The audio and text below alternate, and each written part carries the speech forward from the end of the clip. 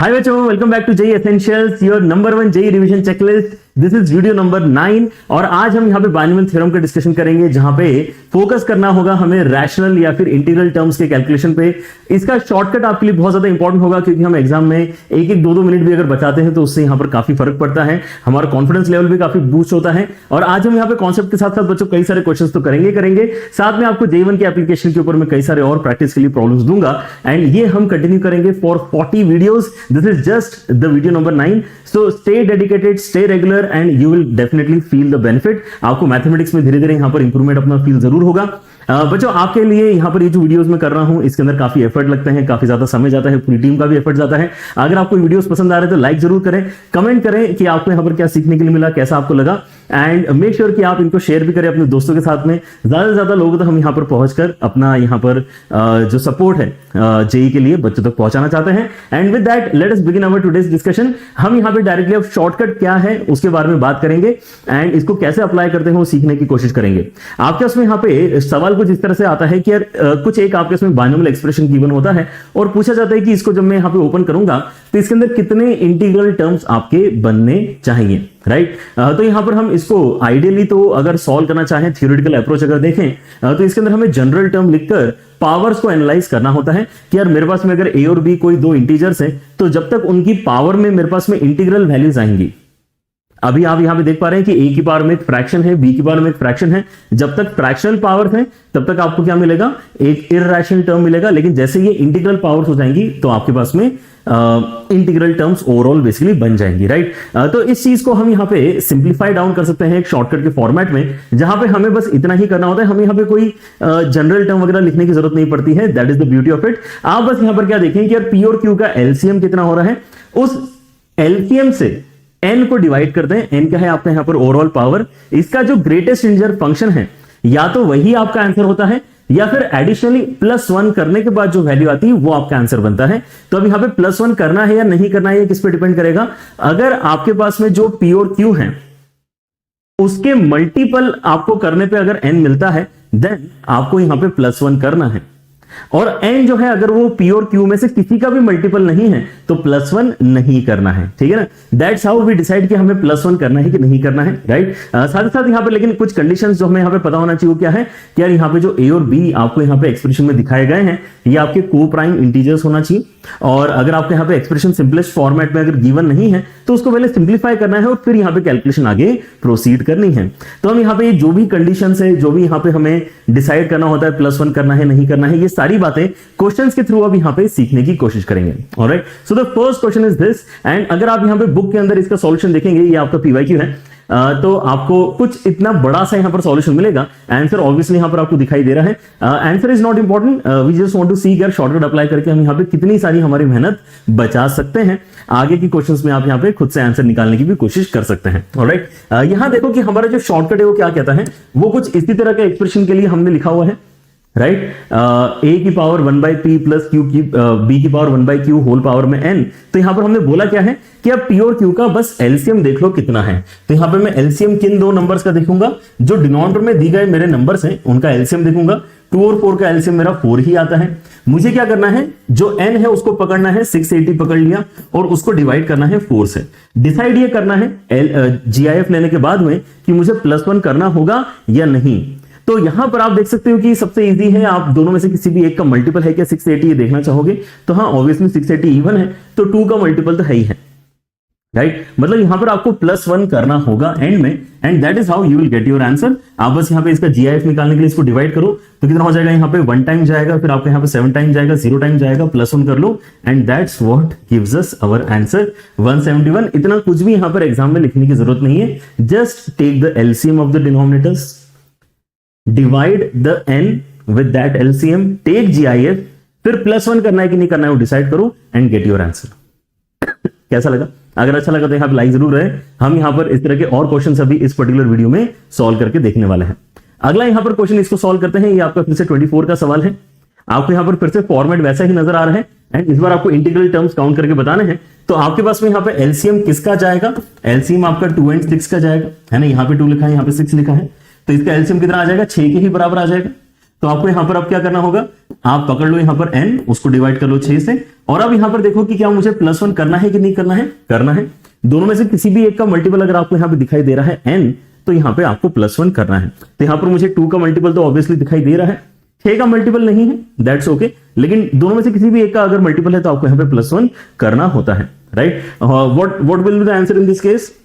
6 से अगर आप यहां पे डिवाइड करते हैं तो 1 टाइम जाएगा, फिर आपके पास में यहां पे ये 3 टाइम्स जाएगा, and you will be left with what, you will be left with basically 4 है ना, तो ये 7 टाइम्स जाएगा। और यहां पे आपको +1 करना है तो आपका आंसर आ गया है 138 के बराबर। That's what is our answer. बस इतना ही हम यहां पे करके अपना फाइनल आंसर इस तरह के क्वेश्चंस में बता सकते हैं। व्हाट अबाउट दिस क्वेश्चन, है ना, एक और क्वेश्चन देखते हैं। The number of rational terms in the binomial expansion of this. अब यहां पर आपको ध्यान देना है कि ये सिंप्लीफाइड फॉर्मेट में नहीं है, आपको इसको पहले सिंप्लीफाइड फॉर्मेट में लाना पड़ेगा, सिंपलेस्ट फॉर्मेट में इसको लाना पड़ेगा। क्यों? क्योंकि यहां पर लिखा हुआ है 4 की पावर 1/4, राइट। तो हम जो जो क्वेश्चंस यहां पे आगे करेंगे उसके अंदर आपको कुछ ना कुछ नया सीखने के लिए मिलेगा। सो मेक श्योर कि आप यहां पे सारे ही क्वेश्चंस को ध्यान से जरूर देखें। यहां पर आपकी जरूरत यह है कि आप इसको पहले सिंप्लीफाई करके फिर डिनोमिनेटर्स का एलसीएम लें, ठीक है ना, नहीं तो आपके यहां पे आंसर गलत आएगा। यहां पर आपके पास में 2 की पावर 1/2 बनेगा इफेक्टिवली, फिर यहां पे 5 की पावर में आपके उसमें 1/6 है, and now the LCM should be taken.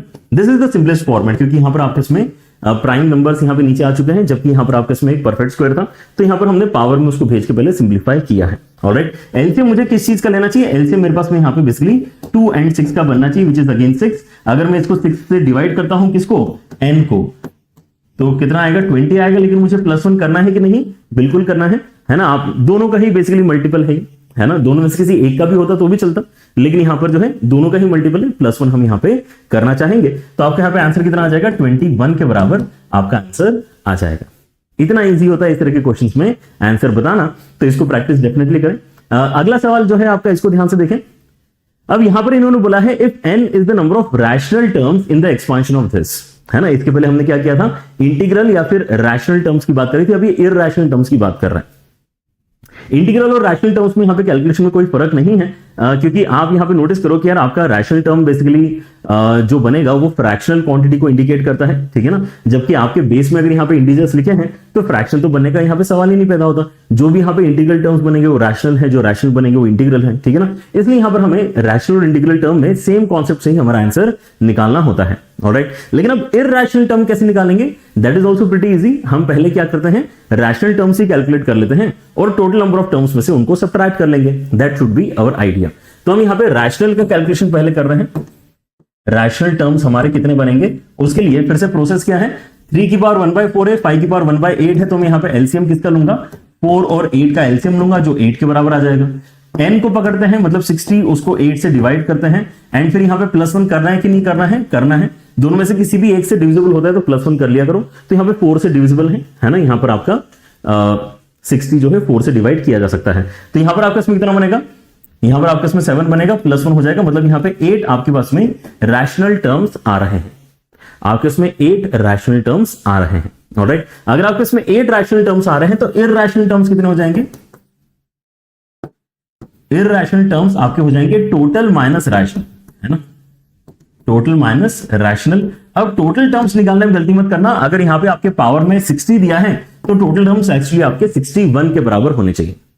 Total terms 61 है, n+1 टर्म्स क्योंकि आपके इसमें यहां पे होते हैं हमेशा। यहां पे आपने 8 रैशनल टर्म्स निकाले हैं तो आप यहां से 8 सब्ट्रैक्ट कर सकते हैं। That will give us 53 as the value. अब आपके इसमें यहां पर ये आया है, इसी को इसने n बोला है, इस वैल्यू को इसने n बोला है, तो यहां पर n-1 करेंगे तो कितना हो जाएगा? n-1 करेंगे तो हमारे पास में 52 हो जाएगा। Therefore n-1 जो यहां पर ये बोल रहा है दैट इज इक्वल टू 52। और यहां पर पूछा गया है then n-1 is divisible by which number? तो 52 इज डिविजिबल बाय 26। आप यहां पे ए आंसर बता सकते हैं। Again not much of calculation. आपको यहां पे ये जो डिनोमिनेटर्स हैं उनका एलसीएम लेना है, एलसीएम लेके n को पकड़ के उससे डिवाइड कर देना है, जीआईएफ लेना है ना, ग्रेटेस्ट इंटीजर वैल्यू लेना है। तो यहां पर हमारी 7 वैल्यू आई थी।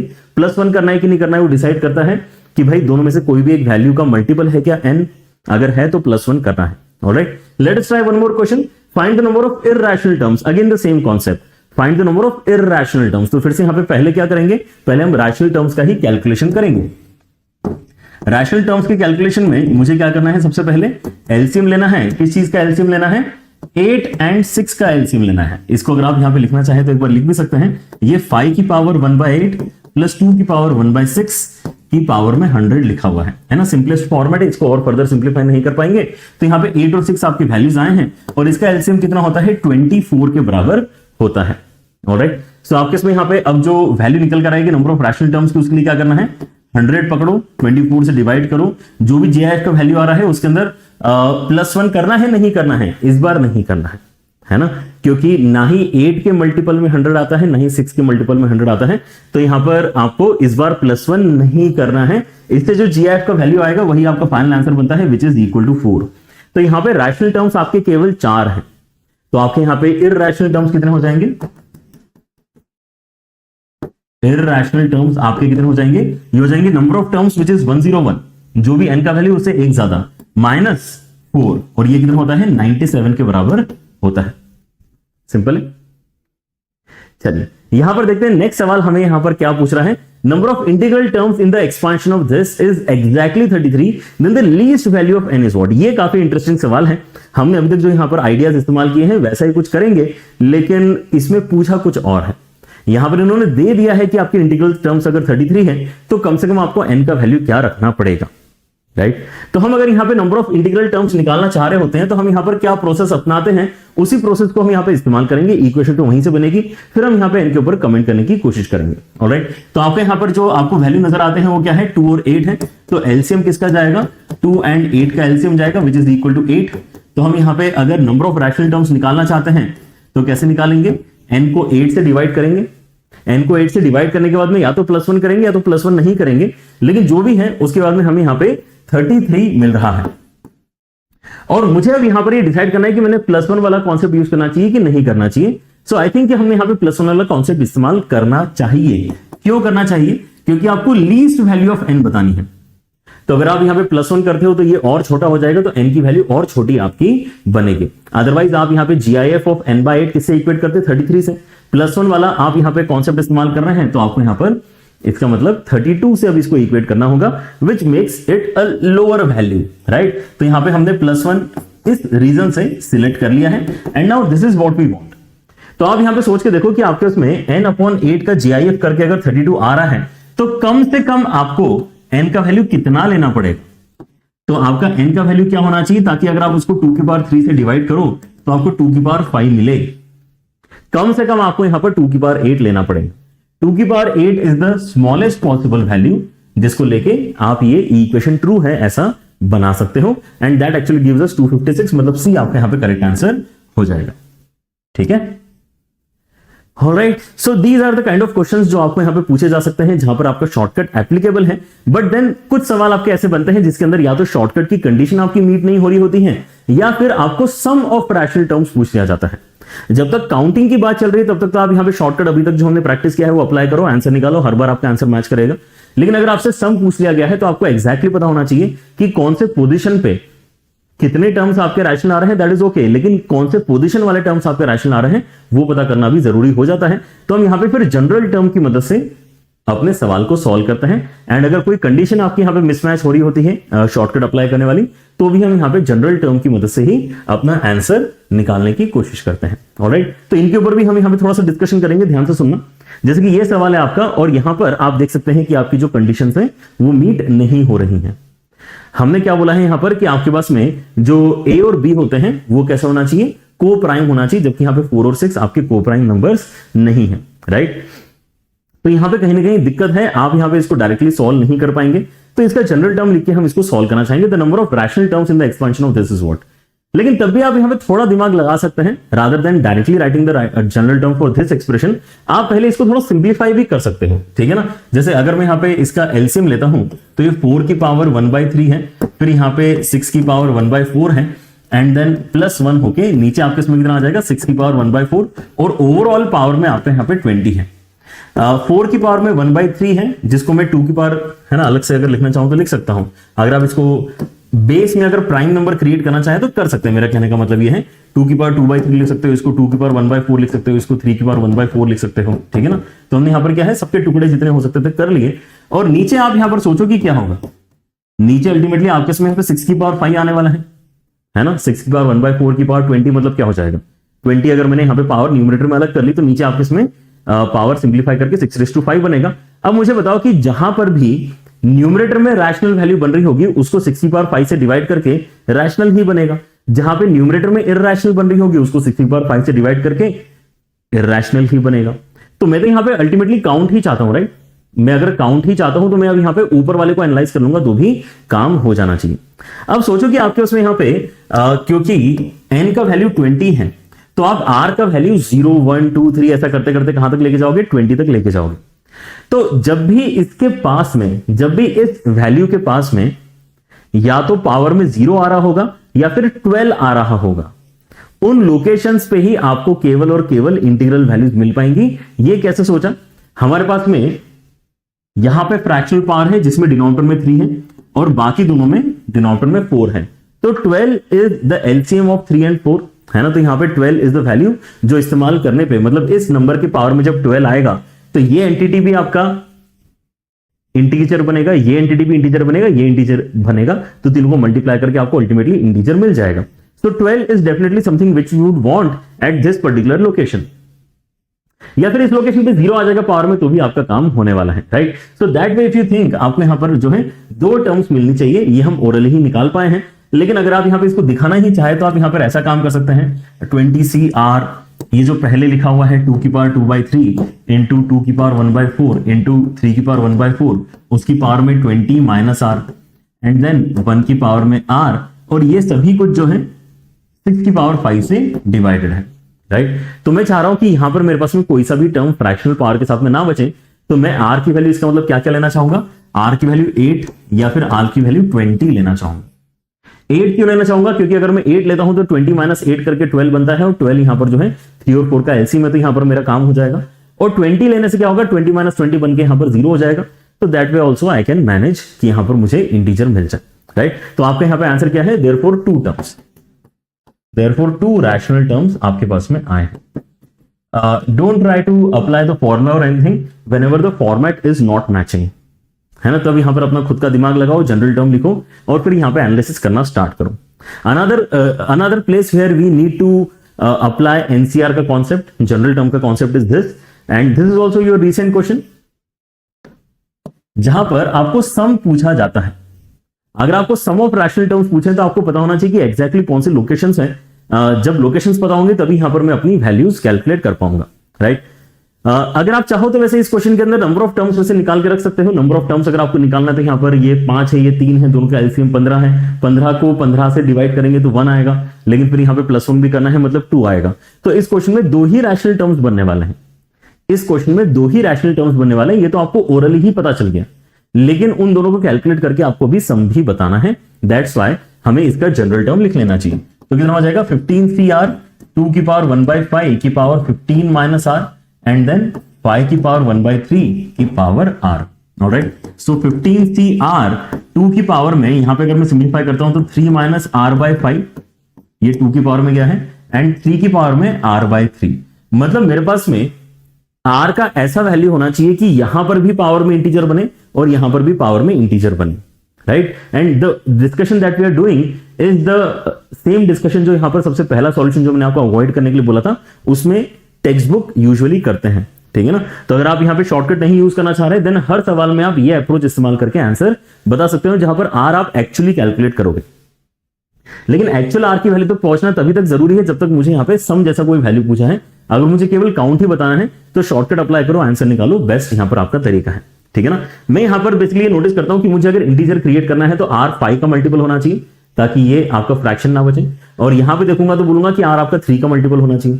तो r आपका 5 का भी मल्टीपल होना चाहिए, 3 का भी मल्टीपल होना चाहिए। यहां से हम कंक्लूड कर सकते हैं कि r की वैल्यू या तो 0 होगी या तो 15 होगी, क्योंकि मुझे 15 के ऊपर तो जाना अलाउड ही नहीं है r को लेके, है ना। 0 के नीचे जाना अलाउड नहीं। तो 2 ही वैल्यूज हमारे पास जो आने वाली थी वो 0 और 15 निकल कर आई हैं।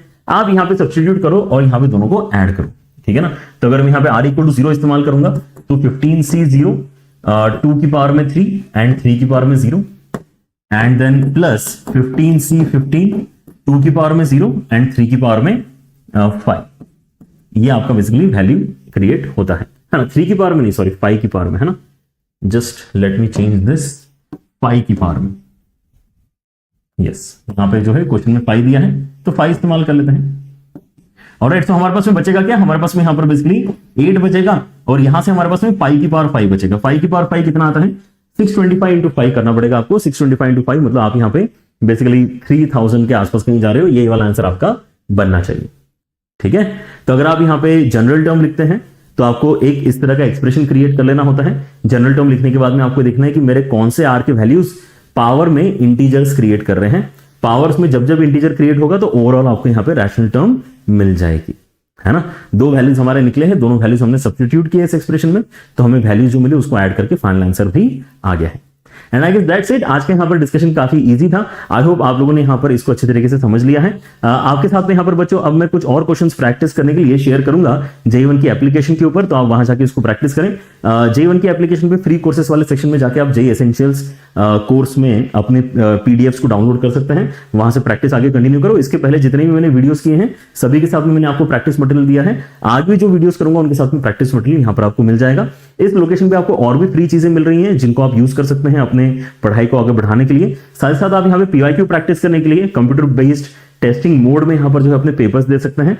एंड आई गेस आपको यहाँ पर पता होना चाहिए JEE की एप्लीकेशन के ऊपर one of the best and most affordable courses आपको मिलते हैं, ठीक है ना। जैसे अभी यहाँ पे ग्रेविटी बैच चल रहा है, I think everybody should join this. अगर आपने अभी तक रिवीजन के लिए किसी एक पर्टिकुलर बैच के अंदर एनरोल नहीं किया है, then I guess very important है कि आप यहाँ पे किसी एक बैच को ज्वाइन जरूर करें, बिकॉज इससे आपको एक कंटिन्यूटी मिलती है, डेडिकेटेड एफर्ट आपके साथ में कोई ना कोई लगाने के लिए खड़ा रहता है, तो उससे ऑब्वियसली आपको इंप्रूवमेंट करने में थोड़ी सी आसानी होती है। एंड JEE भी आई गेस आपको यहाँ पर पता होगा, it is one of the best online test series जो JEE की एप्लीकेशन पे आपको मिल रही होती है। ये भी आप यहाँ पे काफी अफोर्डेबल प्राइस में लेकर अपना प्रिपरेशन आगे बढ़ा सकते हैं, ठीक है ना। I guess that's it. अगर आप यहाँ पे इस चैनल पे नए हैं तो सब्सक्राइब डेफिनेटली करें। इस तरह की वीडियोस अगर आपको पसंद आ रहे हैं then do let us know in the comment section कि आपको और क्या क्या यहाँ पर टॉपिक्स हैं जो जल्द से जल्द यहाँ पर लगता है कि हमने आपके साथ में रिलीज करने चाहिए। I guess that's it for the day. Take care, bye bye.